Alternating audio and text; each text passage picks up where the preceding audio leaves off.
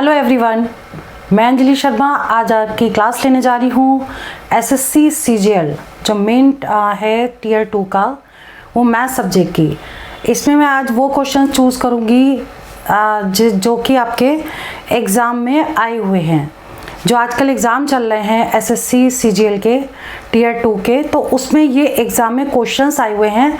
इन्हीं को आज हम डिस्कस करेंगे। तो सबसे पहले मैं बताना चाहूँगी कि अब आपके एग्ज़ाम, आज संडे है और 1-2 दिन के ये एग्ज़ाम रह गए हैं, तो मैं आज आपकी क्लास सिर्फ इसलिए ले रही हूँ कि जो लोग मंडे को एग्ज़ाम दे रहे हैं तो वो लोग अगर ये वीडियो देख पाएंगे तो उनको काफ़ी हेल्प मिल जाएगी कि इस तरह के क्वेश्चंस आ रहे हैं एग्ज़ाम में। तो वही क्वेश्चंस हमने लिए हैं, करीब 18 क्वेश्चन आज मैं इस क्लास में डिस्कस करूंगी। तो सबसे पहले देख लीजिए कि आपका पेपर कैसा आ रहा है और उसके अकॉर्डिंग सिर्फ मैथ सब्जेक्ट ही आज करवाऊंगी, और देखिए कि कैसा आ रहा है और इसके अकॉर्डिंग आपका किस टाइप के क्वेश्चंस आ रहे हैं और कैसे अटेम्प्ट करने हैं। देखिए एसएससी सीजीएल टीयर 2 में इस टाइप के क्वेश्चंस आ रहे हैं एग्ज़ाम में।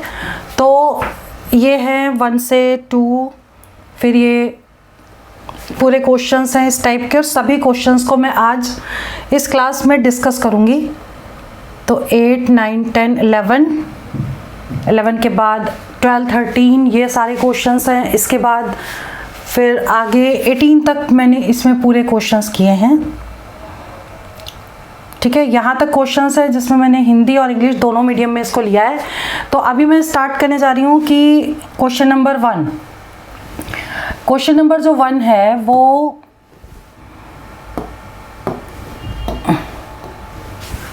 The average of 4 consecutive even numbers is 27. Find the largest of these numbers. ठीक है, इवन नंबर का एवरेज आपको गिवन है और उसका आपको लार्जेस्ट नंबर बताना है। तो ये क्वेश्चन करना कैसे है, देखिए x + 2, क्योंकि इवन नंबर है तो हमें एक एक नंबर छोड़ के एज्यूम करना पड़ेगा। सपोज ये नंबर्स हैं, ठीक है। अब सभी का एवरेज का फॉर्मूला होता है sum of observation.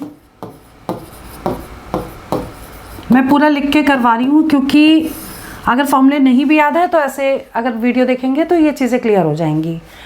Upon number of observations, ठीक है। तो ये दिया है 27 और सम ऑफ ऑब्जर्वेशन x + 4। नंबर्स कितने थे हमारे? 4 नंबर्स थे। तो x + 4 + x + 6 अपॉन, और x + 2 भी रह गया इसमें, यहाँ मैंने लिख दिया है, अपॉन टोटल नंबर 4 हैं इजिकल टू 27 कर देंगे। और इसे हम सॉल्व कर दें क्योंकि 27 में पहले लिख लिया तो यहाँ लिखने की ज़रूरत नहीं है। अब सिंपल इसको सॉल्व कर दीजिए। ये हो जाएगा आपका 4x प्लस ये हो जाएगा 12 अपॉन 4 इजिकल टू 27। इसको सॉल्व करके x की वैल्यू निकाल लें। तो अब क्या, या तो क्रॉस मल्टीप्लाई करके x निकाल लीजिए, अदरवाइज 4 कॉमन लेकर के निकाल लीजिए और नीचे से कैंसिल हो जाएगा। देखिए 4 अगर हम कॉमन ले लें तो 4 से 4 कैंसिल हो गया और ये बच गया आपका x इजिकल टू 27 - 3। ये रहा 27 - 3। तो 27 - 3 हो जाएगा आपका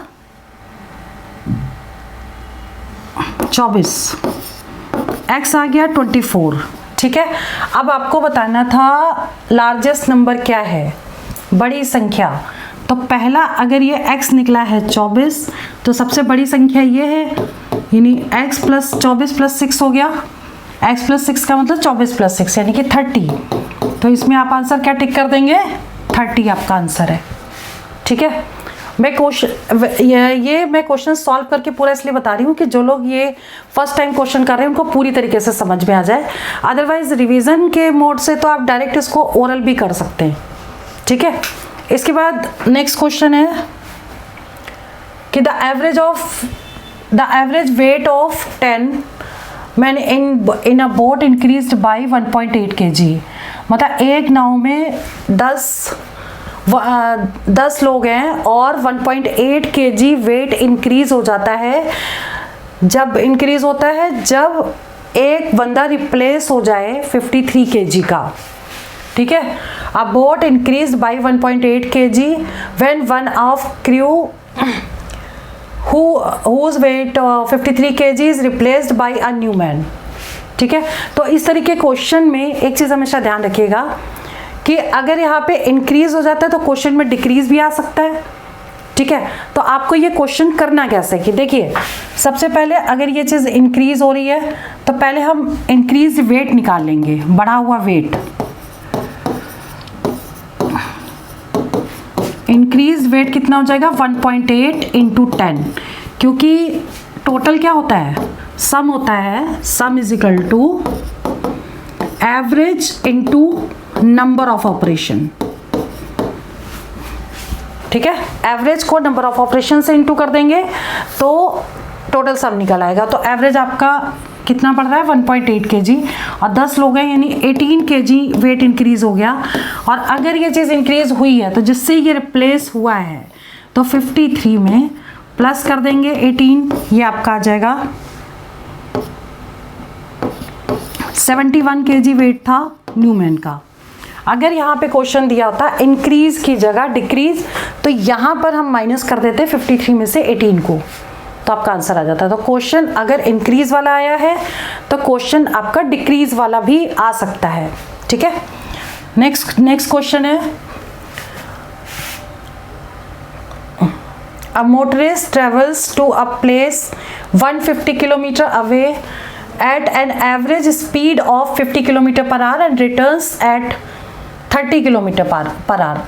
तो देखिए, एक कोई सिंपल डिस्टेंस दी है और उसी डिस्टेंस पे एक तरफ से जाने की स्पीड दी है और दूसरी तरफ से आने की स्पीड दी है और एवरेज स्पीड निकालनी है। अगर इसको फॉर्मूला प्रॉपर तरीके से सॉल्व करेंगे तो फॉर्मूले से क्या करेंगे कि लंबा बढ़ जाएगा, इसमें काफ़ी टाइम लगेगा। तो इस पर एवरेज स्पीड का फॉर्मूला आप याद कर लीजिएगा, average speed is equal to 2x y upon x plus y।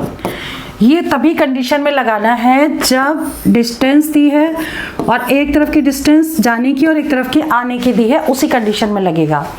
तो जो x होगा, सपोज वो जाने की स्पीड और आने की स्पीड को y मान लेते हैं, तो x आपका हो जाएगा, एक हो जाएगा 50, एक हो जाएगा 30। तो 2 इंटू 50 इंटू 30 अपॉन 50 प्लस 30 हो गया, फॉर्मूले में पुट कर दी वैल्यू इसकी। तो 250 इंटू 30, इनको प्लस कर देंगे, ये 50 है, 80 हो गया, 0 से 0 कैंसिल हो गया, 2 से ये कैंसिल हुआ, 150/4, 150/4 हो जाएगा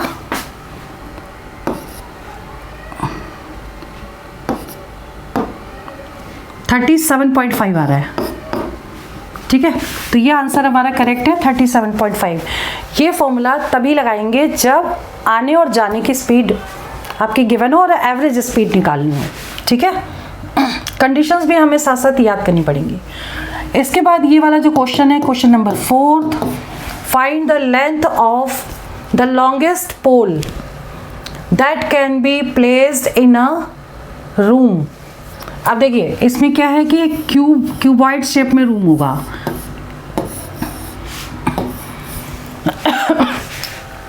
क्यूबॉइड शेप में रूम है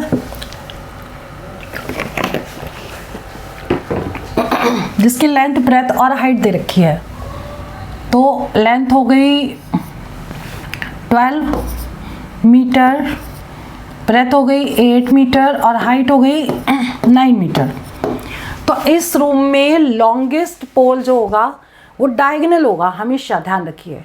तो क्यूबॉइड का डायगोनल जो है वो क्या होता है, डायगोनल जो होगा वो √L² plus B² plus H² होगा, ठीक है।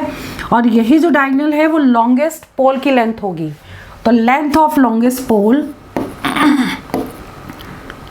Length of longest pole is equal to, अब LBH की वैल्यू हम पुट कर दें, यानी 12² plus 8² plus 9², that will be 144 plus 64 plus 81 और इनको टोटल कर देंगे तो ये आ जाएगा आपका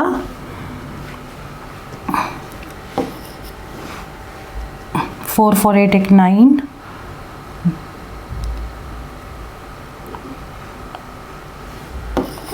289 और 289 जो होता है स्क्वायर रूट होता है 17 का। ठीक है, तो इसमें आंसर आपका ये गिवन है 17। ठीक है, क्लियर हो गया। तो आपको कभी भी किसी भी रूम में या क्यूब में कोई लॉन्गेस्ट डिस्टेंस निकालनी है तो हमेशा वो डायगोनल होगा, डायगोनल का सिंपल फॉर्मूला लगा देंगे। ठीक है, इसके बाद नेक्स्ट है question number 5। If the height of a triangle decreased by 40% and base is increased by 40%। अब देखिए इस तरह के क्वेश्चन में कोई चीज़ अगर इंक्रीज हो रही है या डिक्रीज हो रही है, या एक इंक्रीज हो रही है डिक्रीज हो रही है, या पहली डिक्रीज हो रही है दूसरी इंक्रीज हो रही है, तो इस कंडीशन में हमेशा एक ही फॉर्मूला लगता है कि a plus B plus A B upon 100। तो अगर कोई चीज़ इंक्रीज होगी तो हमें पॉजिटिव लेनी है और डिक्रीज होगी तो वो नेगेटिव आएगी। ठीक है, तो क्या करेंगे, ए आपकी हो गई, ए हो जाएगी, पहली वाली ए हो गई, पहली डिक्रीज हो रही है तो ए माइनस हो जाएगी, हम यहाँ लिख देते हैं, और बी जो है by 40 and base is increase by, B जो हो गई वो इंक्रीज हो रही है 40, तो एक बढ़ रही है कम हो रही है, अब यहाँ पे पुट कर देंगे percentage is equal to -40 plus 40 plus -40 into 40 upon 100, 0 0 cancel, ये आ जाएगा आपका, कैंसिल हो गया, -16। अब देखिए ये माइनस सोज जो भी आएगा वो डिक्रीज होगा, अगर आंसर पॉजिटिव आता तो वो इंक्रीज होता, सो दैट मीन्स कि 16% डिक्रीज, तो इसका आंसर क्या होगा 16% डिक्रीज, ये वाला आंसर करेक्ट है। ठीक है, तो इस चीज़ को हमेशा ध्यान रखिएगा, अगर आंसर पॉजिटिव है तो इंक्रीज, अदरवाइज डिक्रीज। नेक्स्ट है, देखिए आंसर में दोनों दिए हैं, इंक्रीज और डिक्रीज दोनों दिए हैं, तो यहाँ पे गलत होने के चांसेस हो सकते हैं, इसलिए नेगेटिव वाला है तो डिक्रीज में ही टिक करिएगा। नेक्स्ट है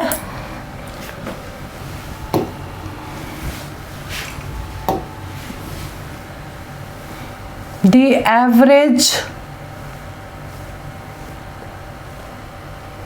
average age of a husband and his wife was 23 years at the time of their marriage। Marriage के टाइम हस्बैंड एंड वाइफ की एवरेज एज 23 ईयर्स है, तो at time of marriage husband plus wife, क्योंकि दोनों का average दे रखा है, 2 member हैं तो 2 से मल्टीप्लाई करना पड़ेगा, इसका मतलब हस्बैंड और वाइफ की टोटल एज निकल आएगी, ये हो जाएगी 46। ठीक है, फिर नेक्स्ट है after 5 years they have 1 year old child, 1 साल के बाद उनका बेबी भी है, आप सॉरी आफ्टर 5 years है, 5 साल के बाद उनका बेबी है, तो ये तो हो गई मैरिज के टाइम की एज, मैरिज।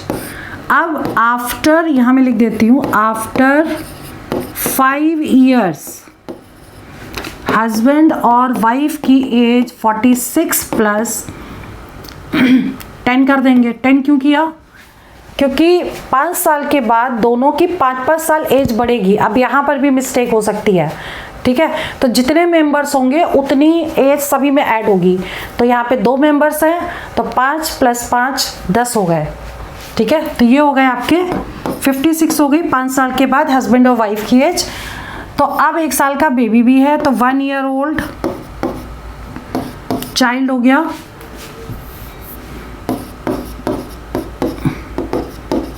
एक साल का, दोनों को प्लस कर दीजिए, 57 टोटल एज आ गई पूरे फैमिली मेंबर्स के 3 लोगों की।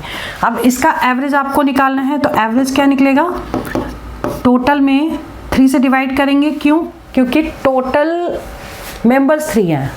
अब इसे डिवाइड कर दीजिए, 19 ईयर्स आंसर आ गया, तो इसका आंसर होगा ये ए।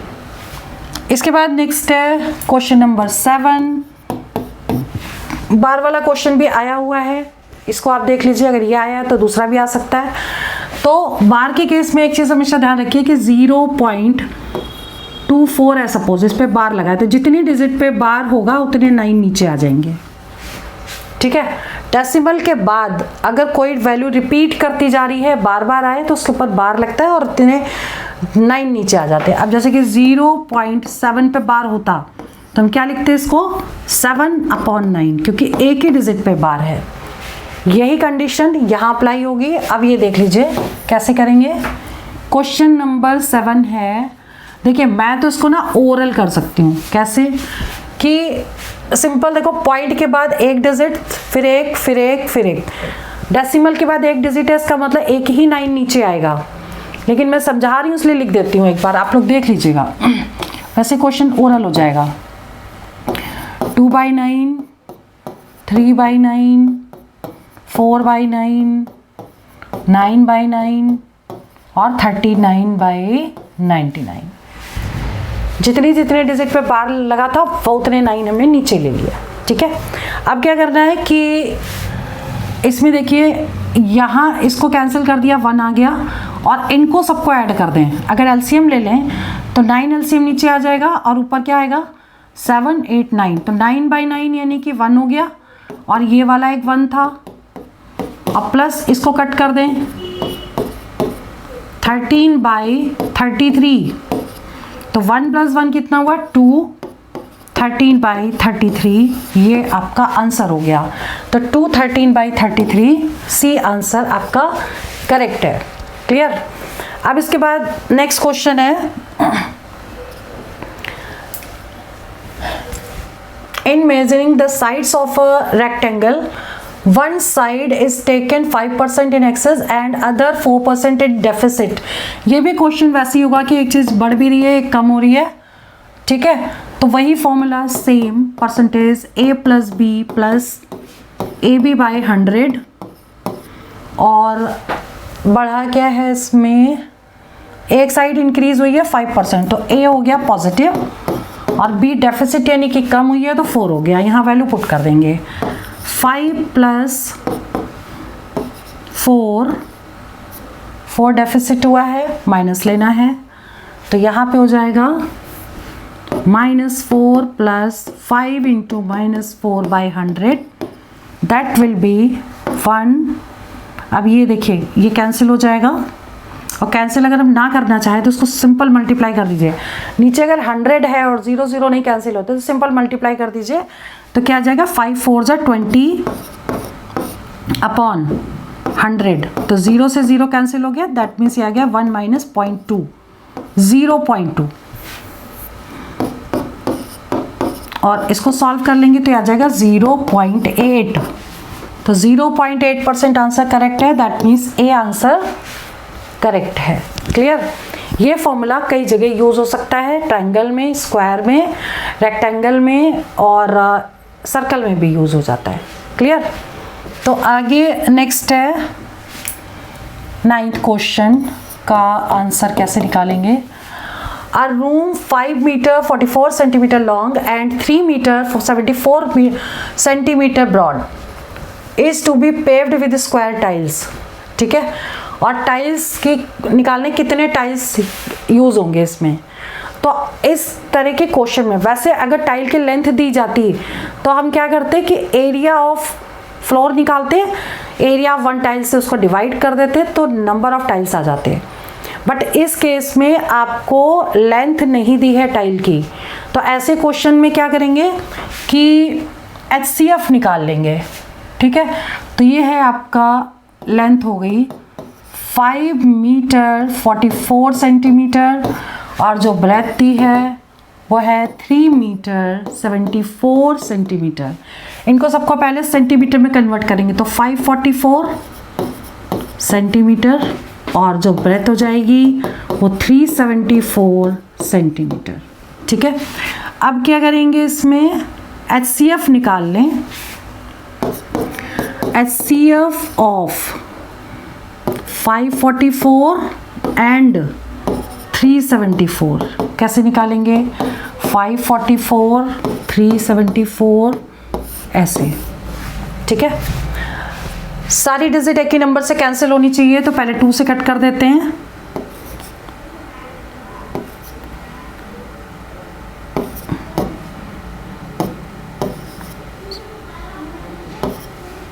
और अब ये कैंसिल हो जाएगी 17 से।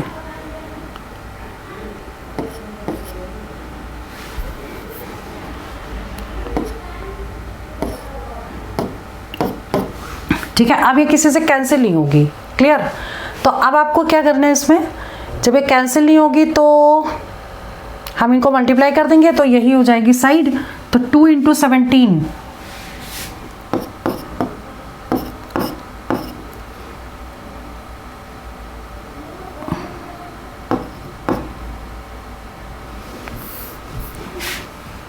तो यहाँ लिख देते हैं साइड ऑफ स्क्वायर टाइल 2 × 17 मतलब 34 हो गई। ठीक है, अब क्या करना है कि टाइल की लेंथ आ गई, तो जो स्क्वायर है इसलिए लेंथ और ब्रेथ इक्वल होगी, तो area of room area floor upon area of tile. तो यहाँ लिख देंगे number of tiles is equal to area of floor upon area of one tile. तो एरिया फ्लोर क्या है, लेंथ इंटू ब्रेथ, यानी कि 544 × 374 अपॉन 34 × 34 साइड का स्क्वायर। अब इसे हम सिंपल कट कर लेंगे और आंसर आ जाएगा। ठीक है, तो इसको सॉल्व कर लीजिएगा, इसका आंसर आ जाएगा, या हम इसको कट ही कर दें, 2 से पहले कट करें। यहाँ लिख देती हूँ 5, या मैं ऊपर वाला डिलीट कर देती हूँ, यहीं पे सॉल्व कर देती हूँ।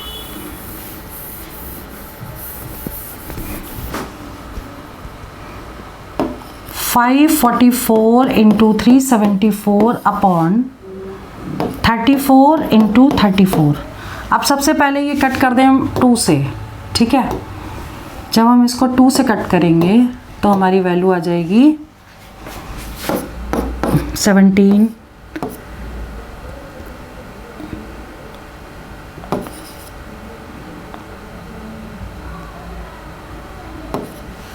फिर ये 17 से कट गया 11, फिर इसको कट करें 2 से और इसको कट कर दें,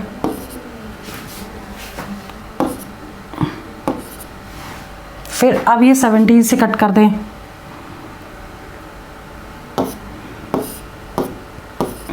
मल्टीप्लाई कर दें 11 × 16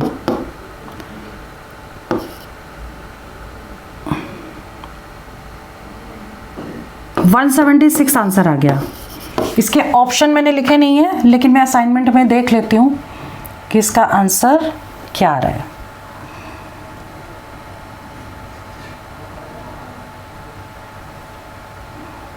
ये क्वेश्चन नंबर है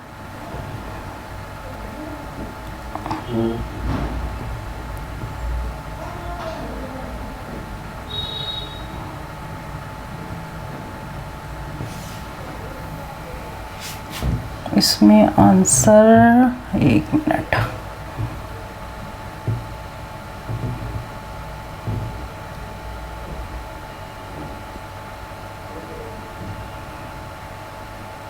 बार वाला हो गया था, ये वाला है, तो 176 आंसर है ये।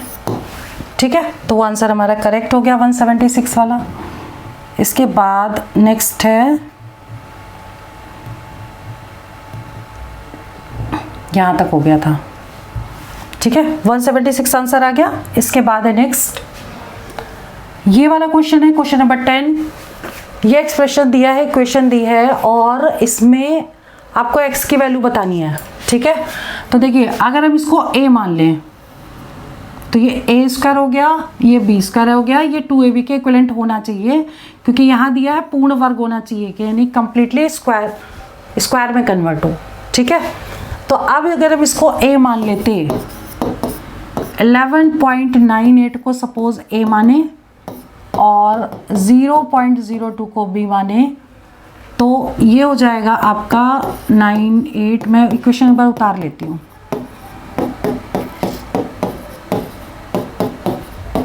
प्लस 0.02 × 0.02। ठीक है, तो अब क्या करना है इसमें, देखिए ये अगर ये माना तो ये a स्क्वायर हो गया, ठीक, ये b माना तो ये b स्क्वायर हो गया। अब ये किसके इक्विवेलेंट होना चाहिए, 2ab के, तो हम लिख देंगे 2a मीन्स क्या 11.98 और b मीन्स क्या, b हो जाएगा 0.02,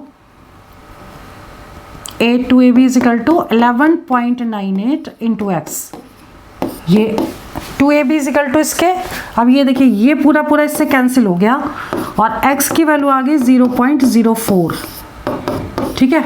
तो अब इसमें आंसर 0.04 a है, हम इसको टिक कर देंगे। इसके बाद नेक्स्ट क्वेश्चन है, अब देखिए प्रोबेबिलिटी का क्वेश्चन आया इसमें। अ bag contains 10 red balls, 7 blue balls and 3 yellow balls, ठीक है।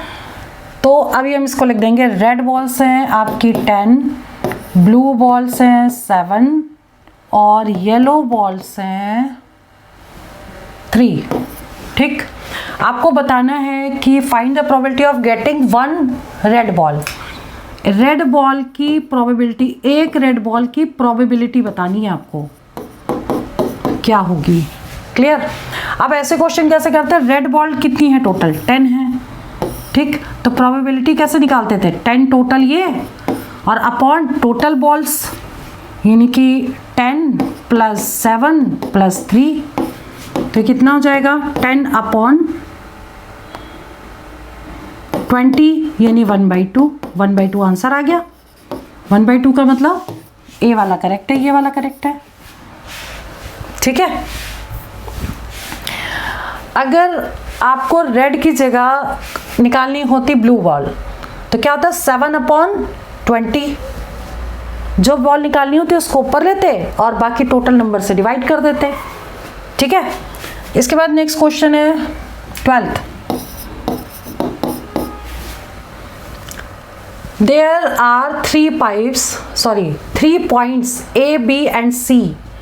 If distance between A and B, AB की डिस्टेंस दे रखी है 13 सेंटीमीटर, BC की दे रखी है 16 सेंटीमीटर और AC दे रखी है आपकी 29, ठीक है। अब बताना है कि how many circles can be drawn which pass through all points, कितने सर्कल ड्रॉ कर सकते हैं जो तीनों पॉइंट से होके पास हो।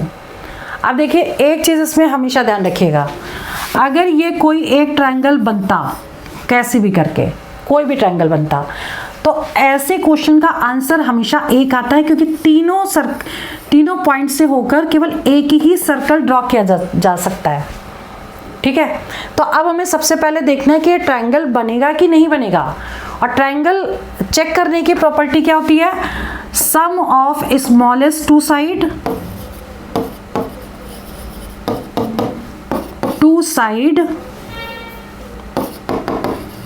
Is greater than third side, longest side मतलब, ठीक है। तो दो छोटी साइड को प्लस कर दें और वो तीसरे से बड़ा होना चाहिए, अगर बराबर होगा या छोटा होगा तो ट्रायंगल नहीं बनेगा, ठीक। और ये तो वैसे भी नहीं बन रहा क्योंकि इन दोनों का जो टोटल है वो यही है, ठीक है, AB प्लस BC। और अगर हम ऐसे भी ले लें मान लो 3 पॉइंट, तो ये A हो गया, ये B हो गया, ये C हो गया, तो ये बन जाएगा आपका AB 13 हो गया, BC 16 हो गया और ये टोटल 29 है। तो जब ये ट्रायंगल बनेगा ही नहीं तो एक भी सर्कल नहीं बनेगा, तो इसका आंसर क्या आ जाएगा 0। लेकिन अगर ये ट्रायंगल बन जाता तो आंसर 1 होता, ठीक है। तो इसमें आंसर देखिए 1 भी दिया है, 0 भी दिया है, तो ये आंसर है इस केस में, तो ये 0 आंसर होगा। नेक्स्ट है, a tank is connected with 3 pipes and the smallest pipe can fill the tank in 20 hours alone, ठीक है।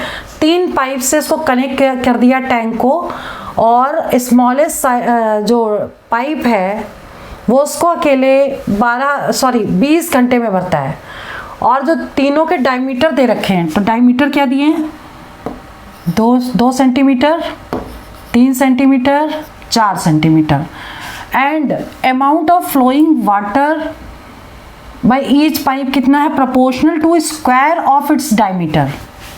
ठीक है, स्क्वायर ऑफ इट्स डायमीटर, ये डायमीटर ही दे रखे हैं तो डायमीटर का स्क्वायर कर दीजिए, 4, 9, 16। ठीक है, अब आपको पूछा गया है find the time taken by all 3 pipes together.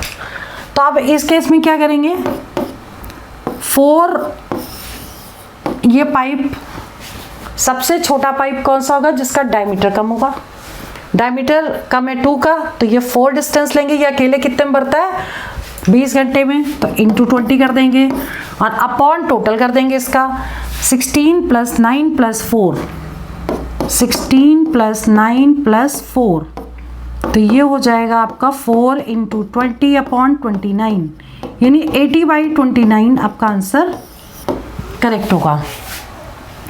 A option correct है, ये वाला 80/29। ठीक है, अच्छा क्वेश्चन है, कर लीजिएगा इसको। नेक्स्ट है the rowing speed of a man in still water is 14। ठीक है, ऐसे क्वेश्चन में बड़ी कन्फ्यूज़न रहती है, इसलिए फिगर बना लेंगे तो जल्दी हो जाता है। समझने की कोशिश करिए कि जैसे कि ये एक रिवर है और इसमें एक बोट है। ठीक है, और इस बोट की स्पीड स्टिल वाटर में हमने u मान ली है, u km/h, और जो इसमें वो दे रखा है ना स्ट्रीम की सपोज v हो गई, v km/h। ठीक है, तो अब इसमें u दे रखी है आपको, मैन स्टिल वाटर इज 14, तो u आपको दे दी है 14 km/h, and if the speed of stream भी दे दी है 3 km/h, और it takes 2 hours to row and come back from place A. मतलब यहाँ से यहाँ तक जाने में गया तो डाउन स्ट्रीम हो गई, ठीक, और जब वापस आया तो अप स्ट्रीम हो गई, यानी कि डिस्टेंस अगर उसने डी कवर की है, सपोज यहाँ से यहाँ तक के डिस्टेंस को अगर डी ले लिया तो क्या होगा कि जाएगा जब वो तो डाउन स्ट्रीम होगा, और जब यहाँ से यहाँ तक आएगा तो अप स्ट्रीम होगा। डाउन में दोनों को प्लस कर देते हैं और अप स्ट्रीम में स्ट्रीम की स्पीड को माइनस कर देते हैं। ठीक है, तो आप इससे कैसे निकालेंगे, डाउनवर्ड साइड में स्पीड ऑफ बोट क्या हो जाएगी, 14 + 3, दोनों को प्लस कर देंगे, 17 हो गई, और km/h लिख लीजिएगा। और अप स्ट्रीम में स्पीड ऑफ बोट 14 - 3 हो गई, 11 हो गई। ठीक है, अब आने और जाने में टोटल टाइम 2 घंटे का लगा है, तो अब क्या करेंगे, ये km/h है, वहाँ पे आवर्स है, तो अब speed is equal to formula क्या होता है, डिस्टेंस अपॉन टाइम। ठीक है, तो टाइम क्या हो जाएगा, डिस्टेंस अपॉन स्पीड।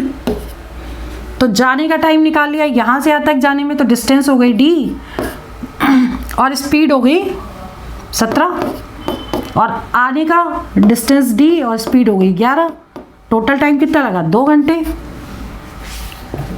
ठीक है, अब देखिए ये 2 hours सही km/h है, कोई भी यूनिट हमें चेंज करने की ज़रूरत नहीं क्योंकि सेम यूनिट है। अब इसमें एलसीएम ले लिया, 11d + 17d = 2। अब इसे सॉल्व कर देंगे तो कितना हो जाएगा, 29d = 17 × 11 × 2।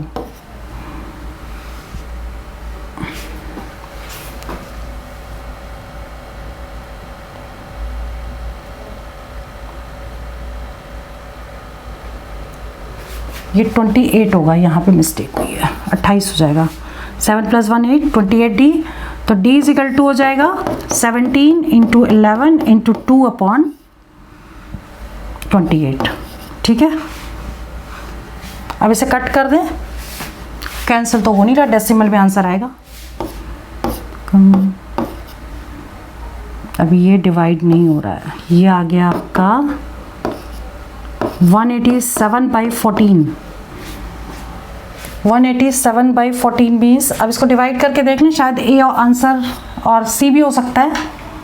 187 को 14 से डिवाइड कर दें।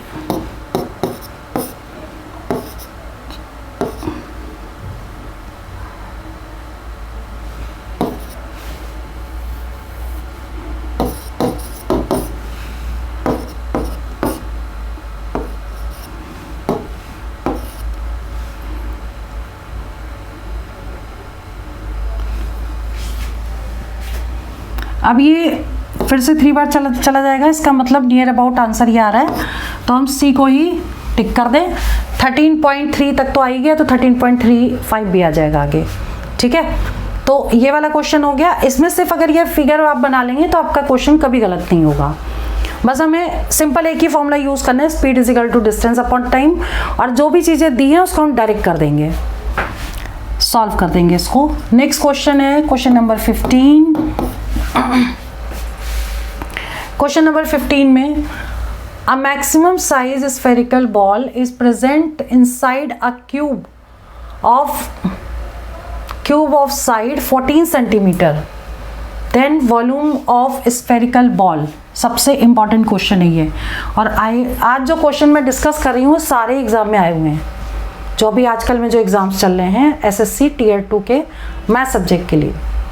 ठीक है, तो एक बार इस टाइप के क्वेश्चन जरूर करिएगा और ये वाले भी कर लीजिएगा।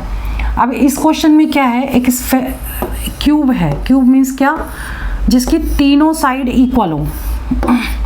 ठीक, और इसके अंदर एक स्फेरिकल बॉल बना दी गई है, मतलब एक ऐसी बॉल रख दी है यहाँ पे अंदर, बिल्कुल फिक्स करके कि मैक्सिमम इसके अंदर कितनी बड़ी से बड़ी बॉल आ जाएगी। ठीक है, तो बड़ी से बड़ी बॉल जब आएगी तो इसका मतलब यहाँ से यहाँ तक की जो रेडियस, जो इसके डिस्टेंस होगी, वो उसके डायमीटर हो जाएगा स्फीयर का। ठीक है, तो अगर ये 14 है, ये 14 है, ये 14 है, तीनों इक्वल होंगे क्योंकि तीनों की साइड इक्वल हो गई। अब ये वाली जो डिस्टेंस है यानी कि साइड, वो उसका डायमीटर हो जाएगा उसका स्फीयर का, तो इसका आधा जो होगा वो सर्कल की रेडियस हो जाएगी स्फीयर की। तो 14 का हाफ हो गया 7, तो 7 हो जाएगी radius. r is equal to 7। r क्या है, रेडियस ऑफ स्फीयर। ठीक है, और अब आपको निकालना क्या है, वॉल्यूम ऑफ स्फेरिकल बॉल। तो वॉल्यूम का फॉर्मूला क्या होता है, volume of sphere is equal to volume of spherical ball. ये हो जाता है 4/3 पाई आर क्यूब। तो 4/3 पाई मीन्स हो गया 22/7, आर मीन्स हो गया 7 की पावर 3। ठीक है, क्योंकि रेडियस हमें 7 लेना है। अब सिंपल इसको सॉल्व करना है। 17 से 17 तो कट गया, तो 4 × 22 × 7 स्क्वायर यानी 49/3। अब इसे सॉल्व करना है, दिया जाएगा 88, क्योंकि कैंसिल तो होगा नहीं है। 88 × 49/3 कहीं नियर अबाउट पहुँचे, देखते हैं एक सेकेंड। अब 49 को 88 से मल्टीप्लाई कर देंगे तो यह जाएगा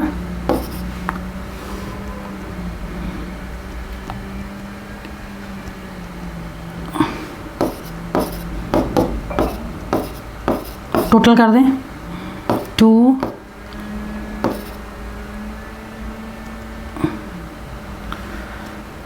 4, तो ये आ जाएगी वैल्यू 4312/3। 4212/3। इसका मतलब है कि आंसर जहाँ तक है ए होना चाहिए, क्योंकि 3 1 जा 3 हो रहा है तो 1 इसी में आ रहा है। फिर भी हम इसको डिवाइड करके देख लेते हैं। 4312/3 मीन्स हो गया 3 1 जा 3,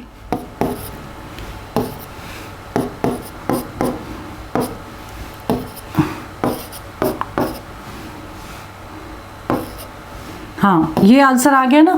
देखिए इतनी भी टैली कर जाते हैं ना तो आप पूरा मत सॉल्व करिए, इसका ए आंसर करेक्ट है।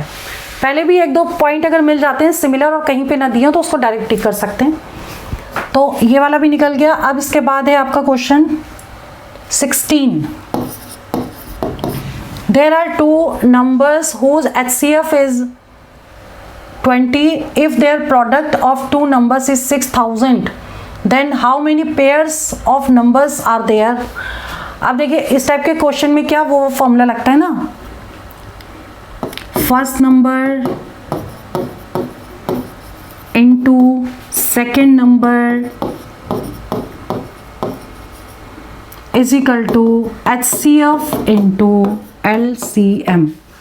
ठीक है, अब फर्स्ट नंबर को सपोज हमने मान लिया x, सेकेंड नंबर को हमने y मान लिया, तो HCF आपका कितना गिवन है 20 और LCM आप निकाल लो। अब इसमें दे रखा है product of two numbers, product का मतलब x इंटू वाई आपको दे रखा है 6000, तो इसकी वैल्यू भी आपको दे रखी है 6000। इससे हम LCM निकाल लेंगे, तो LCM हो जाएगा 6000 को 2 से डिवाइड कर देंगे 20 से, 20 HCF, तो ये आ जाएगा 0 0 कैंसिल हो गया, 300 आ गया आपका LCM। ठीक, LCM ये है, HCF ये है। अब बताना कितने पेयर ऐसे होंगे, तो पेयर बताने के लिए क्या करेंगे आप, अब आप सिंपल तरीका बता रही हूँ, 300 के फैक्टर कर लीजिए,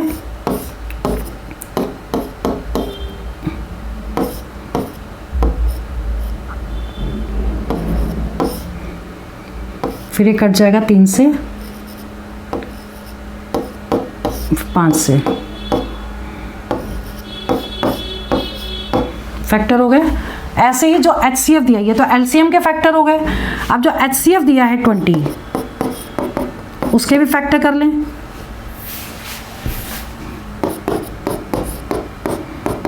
ट्वेंटी के फैक्टर 2,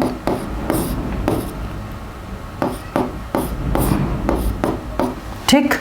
अब हमें ये कैसे सॉल्व करना है, HCF के फैक्टर, तो पेयर कैसे निकलेगा, देखिए ये 2, एक सेकेंड रुकिए,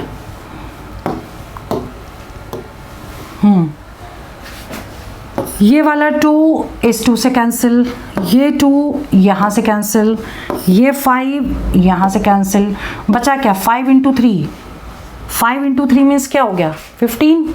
तो पेयर कितने बनेंगे, या तो 3 इंटू 5 बनेंगे या फिर 15 इंटू 1 बनेंगे। तो पेयर हमारे 2 बनेंगे, ठीक है, 2 पेयर बनेंगे, तो 2 आंसर करेक्ट हो गया। क्लियर। तो ऐसे क्वेश्चन आपको इसी टाइप से सॉल्व करने हैं। नेक्स्ट है ये वाला क्वेश्चन है, question number 17। Compound interest, simple interest के क्वेश्चंस हैं, जरूर आ रहे हैं, ध्यान रखिएगा। तो इसमें देखिए अब प्रिंसिपल ऑफ रुपीज़, ये यानी कि प्रिंसिपल दे रखा है 16,000, ठीक है, was invested for 2 years, time दे रखा है 2 years in 2 schemes at the different rates, R1 R2 rate दे रखे हैं। If the difference between the interest is this, अब डिफरेंस दे दिया यानी I1 माइनस I2 दे दिया है 4800। So then R1 minus R2 निकालना है आपको। क्या निकालना है, R1 माइनस R2। पहले तो क्वेश्चन के अकॉर्डिंग लिख लिया करिए कि क्या क्या गिवन है और निकालना क्या है, ठीक है। तो रेट R1 R2 दिया है, उन्हीं का डिफरेंस हमें निकालना है। क्लियर। अब इसे सॉल्व कैसे करेंगे, अगर यहाँ पे नहीं दिया कि सिंपल इंटरेस्ट है, कंपाउंड है, कुछ भी नहीं दिया, तो आप सिंपल इंटरेस्ट से सॉल्व करेंगे इसे। तो सिंपल इंटरेस्ट का फॉर्मूला होता है SI is equal to PRT/100, ठीक है। तो I1 कितना हो जाएगा, देखिए P तो सेम है, टाइम भी सेम है, ठीक। तो क्या ले लें 16,000, या हम एक काम कर लें, ये भी हमको 2-3 बार लिखना पड़ेगा। ऐसा करते हैं कि जो जो कॉमन है उसको हम कॉमन ही ले लेते हैं। देखिए P और T सेम है, तो PT को हम बाहर ले लें, अपॉन 100 ले लें, ठीक। तो अब बचा क्या, R1 minus R2 that is equal to 4800। अब आपको निकालना तो R1 माइनस R2 ही था। अब क्या करेंगे, इसकी वैल्यू पुट करके सॉल्व कर देंगे, आंसर आ जाएगा। तो R1 माइनस R2 कितना हो जाएगा 4800 इंटू 100 अपॉन PT, अब P और T की वैल्यू यहाँ पुट कर देंगे, आंसर आ जाना चाहिए। अब यहाँ पे सॉल्व कर लेते हैं। 4800 इंटू 100 और प्रिंसिपल है 16,000 इंटू टाइम है 2 साल। ठीक, अब इसे हमें सॉल्व करना है सिंपल। देखिए 0000 कैंसिल, 1010 कैंसिल, 4 से कट कर दें या 16 से डायरेक्ट डिवाइड कर दें, 30 और 2 से डिवाइड कर दें, 15 आंसर आ गया। यानी कि आंसर सी ऑप्शन करेक्ट है, 15%। क्लियर। क्वेश्चन में जो दिया है अगर हम उसको लिख लेते हैं और क्या निकालना है ये भी लिख लें तो वो क्वेश्चन ईजी हो जाता है। नेक्स्ट है the ratio of investment of Ram and Neeraj. Ram और नीरज का रेशियो दे रखा है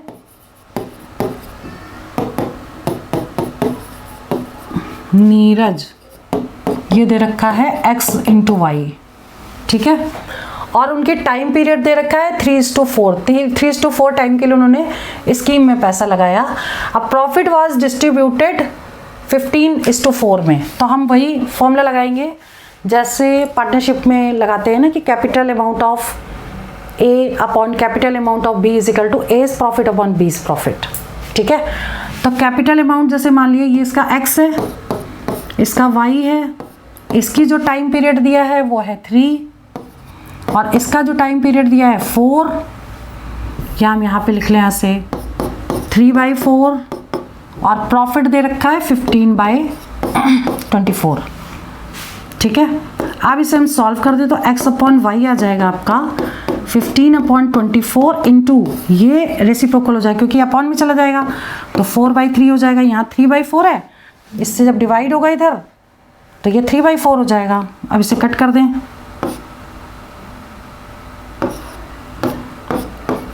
5, 6। अब इसमें एक चीज़ ध्यान देने वाली है कि हमारा आंसर एक्स वाई तो 5, 6 आ रहा है।